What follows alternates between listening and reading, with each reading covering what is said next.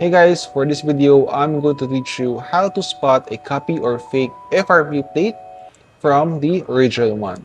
Let's go.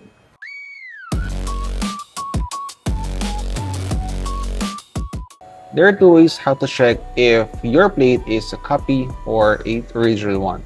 First, when you try to buy this online, usually it starts with the word mini four-wheel drive FRP plate. So that's the copy.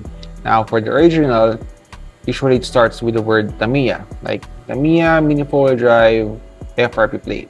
Okay, that's the first one. The second one is the color. Now for the color, the copy plates or the fake one, they are darker than the original one, or I could say it's purely black in color.